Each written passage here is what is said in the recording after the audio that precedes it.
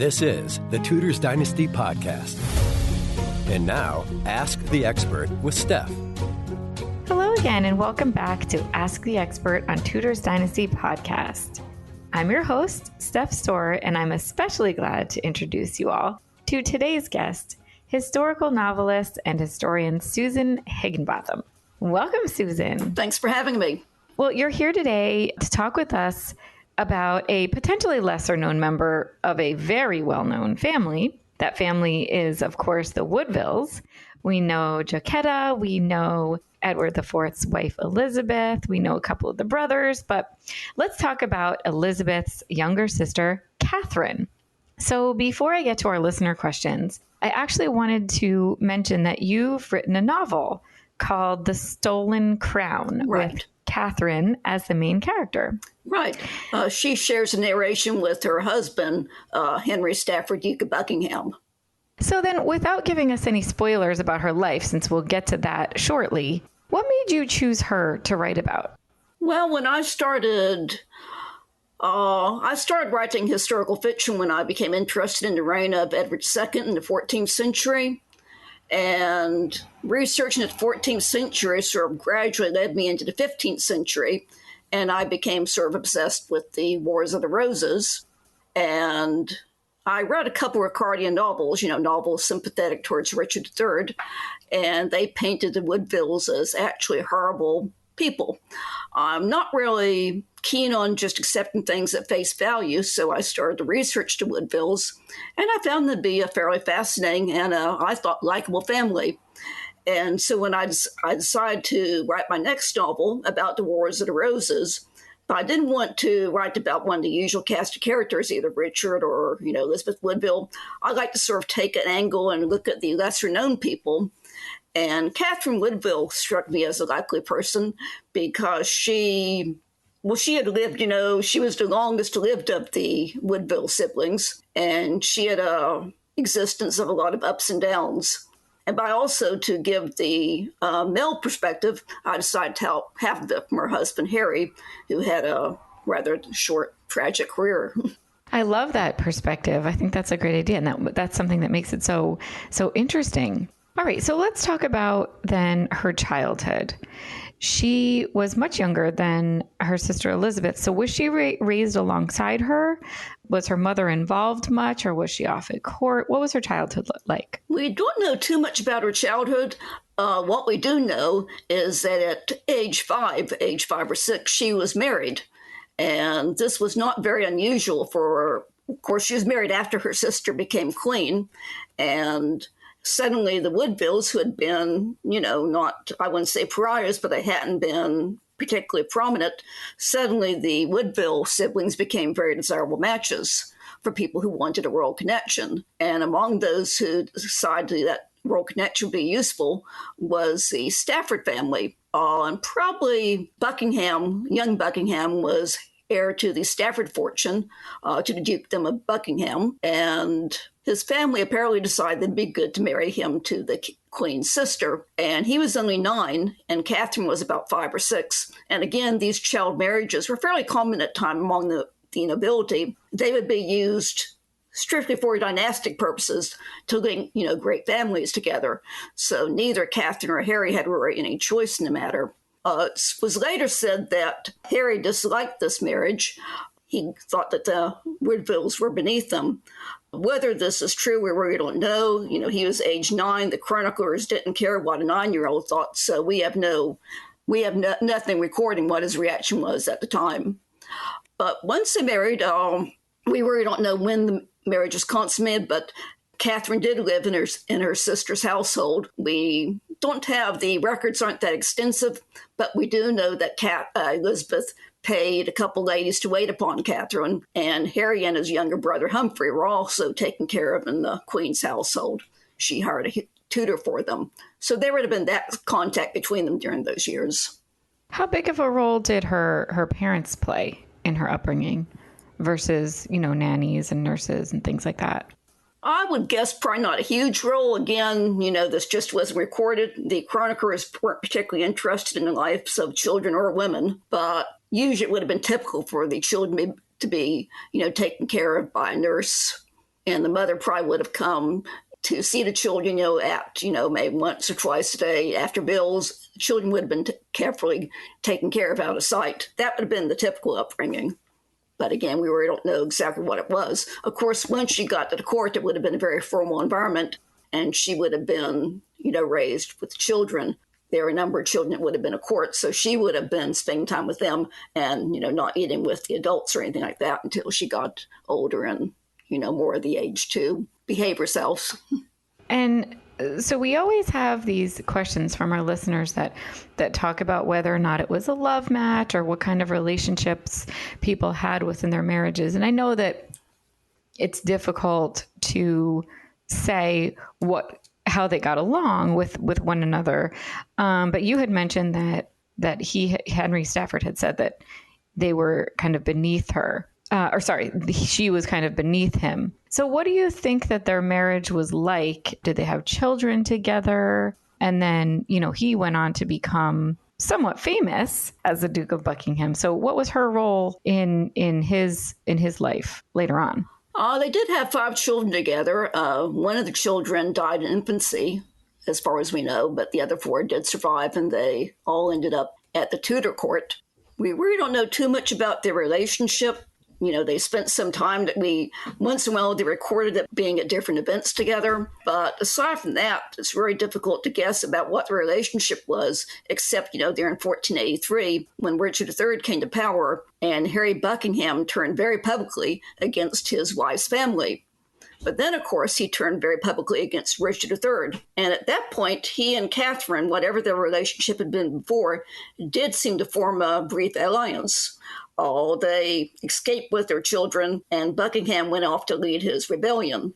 Catherine would later be captured by Richard III and taken to live somewhere under someone's supervision. And there's an interesting story associated with the time when Buckingham rebelled. As I said, they had 4 children, and he sent off his oldest son to safety. And he was apparently so worried about Richard III's men getting hold of this boy that he dressed the boy as a girl. And the boy was later found and eventually turned to his mother's custody. Oh, that's interesting. Do you have any more information about that? Like, how was he captured, or how was he found out, or anything like that? Well, he was eventually captured in Weebly Castle. And again, I'm not sure of all the details, but Buckingham was not this was in Wales, Buckingham was not very popular among his Welsh tenants. And unfortunately, we don't know why. Perhaps he just wasn't a good landlord. Perhaps he was on the stingy side. Anyway, once his tenants did not stick up for him during the rebellion, and probably the tenants led Richard III's men to him and managed to find his son. And when was Catherine released then? You had said that she was captured, but clearly at some point she was taken, and she was ordered to come to, or someone was ordered to bring her to Richard III. And after that, unfortunately, we really don't know much about her. Eventually, Richard III gave her a grant of money. It was a small annuity, just enough to get her by. And her sister Elizabeth at this time was also taken into custody. But at this point, we don't know whether they were together. They are probably under supervision of someone who is close to Richard III, someone whom he trusted. But that's really about all we hear about the women until Henry VII, before Henry Tudor comes and defeats Richard III at Bosworth. Well, that's a nice segue into her life with the Tudors then. So her second marriage to Jasper Tudor happened after Henry VII, the one at Bosworth. So let's talk a little bit about that. How did she come to marry Jasper? It was probably another arranged marriage. Once Richard III was killed, Catherine came into her husband's money, or she came into her jointure and dower. And so she, at this point, was quite wealthy. And so it made good sense for Henry VII to arrange her marriage to his uncle Jasper, whom he looked up to and trusted. So it was a very beneficial marriage for Jasper because he was able to marry a rich young widow. It was probably a beneficial marriage to Catherine, too, because she regained, fairly high status. She was married to the king's uncle, which is nothing to sneeze at. Now, whether it was a love match, I doubt they didn't. They had probably, if they ever met, it would have been when Catherine was a child, probably in around 1470 or so. And we don't even know whether they actually met then. So they were probably virtual strangers when they married. It's so different to think about, the world that way. Mm-hmm. So now, did they have any children? They did not. Jasper was, I forget how old he was. I think he's probably, I'd say probably in his 50s. So he may have been a little past his child fathering years. And for whatever reason, we don't already know why, Catherine did not become pregnant by him. Well, we know that she goes on to have a third marriage, but what happens to her and Jasper so that she's able to get married again? What was the death of Jasper, or kind of what was their situation at the end of their marriage? Well, Jasper basically, died of old age. He was the rare person in Tudor England who died a peaceful death. So he did die a peaceful death. And just 2 months after that, Catherine pops up and gets married to Richard Wingfield. Wingfield was probably in Jasper's household. He was the 11th of 12 sons. I often think that Henry VIII should have gone to his house and, drank whatever the water was, because obviously Wingfield's father was very, very successful in creating sons. But so Wingfield was, fairly, I wouldn't say he was, low class, but he was certainly, not at the level of a duchess. But Catherine went ahead and married him, again, just 2 months after Jasper's death. So I suspect that this may have been a love match. But then, again, we also have to speculate. It may be that she just liked this young man and didn't want another arranged marriage, so she decided to arrange matters herself. What we do know is the king was not happy. Henry VII was not happy. In fact, he fined the couple for marrying, which was something that kings often did when a couple married without royal license, as they put it. The crown would impose a fine. Unfortunately for Catherine's oldest son, Edward, it was Edward who ended up paying the fine. So Catherine and Wingfield pretty much got off scot-free, and poor Edward got stuck with the fine. Speaking of her children, do we know any of her children from any other noteworthy events that might have happened later? We do. Mainly Edward Stafford, Duke of Buckingham. And like his father, he fell afoul of the king. This king was Henry VIII. And it's sort of obscure exactly what got the king going against him, or what made Edward take against the king. But it seems to me that he was basically, muttering things to the wrong people about how he didn't want to support Henry VIII. And Henry VIII, being a tad touchy about these things, had him executed. Fortunately, Catherine was not alive at the time, so she had not lived to see this. How did she die? She died just about, I believe it's about 14 months after she married Richard Wingfield. We don't know what she died of. My own guess is that perhaps she died of complications from childbirth, but again, there's no record of that, so that is just sheer speculation on my part. Was there a child? No, there is no surviving child. So what makes you speculate that? Have you read anything that says that she may have been pregnant? She was only about 38, and there is really no record of her being in poor health before. And she was obviously fertile since she had borne 5 children, so she wasn't past her childbearing years. But again, that's the right reason I have for suspecting that she could have died of, any of them number of things. But I guess to take the romantic view, that would be one. Sure. Yeah. So now, if you're looking over the course of her life, what do you think is one of the most interesting things about Catherine Woodville that sets her apart from the rest of the Woodville family that we do talk about all the time? Well, she was the last surviving of the Woodvilles. She was both the youngest and the last to survive. And I think she sort of epitomizes to me the fate of noblewomen in the 15th century, because she was, married without any real choice in the matter, and she rose to very high estate. She was a 5-year-old who suddenly became a duchess, and at that time weren't that many other duchesses in England. Without any, agency of her own, she was suddenly raised to a very high position. But it was also a position that brought her a lot of tragedy. I think people tend to romanticize nobility in the Middle Ages, but during the Wars of the Roses, being a noble was probably about the worst thing that could happen to you, because you had to take a side. And if you're a woman, pretty much your life was determined by what side your husband took. And so there were a lot of ups and downs, and there was a certain amount of danger. Right. That's such an interesting perspective, but you're totally right. Okay, so let's take a little time here to talk about your book, The Stolen Crown. Can you tell us a little bit about maybe a quick synopsis, a Cliff's Notes version, if you will, of your book, and where can we get it? Well, it's easily available through Amazon, and you can always order it through any bookstore.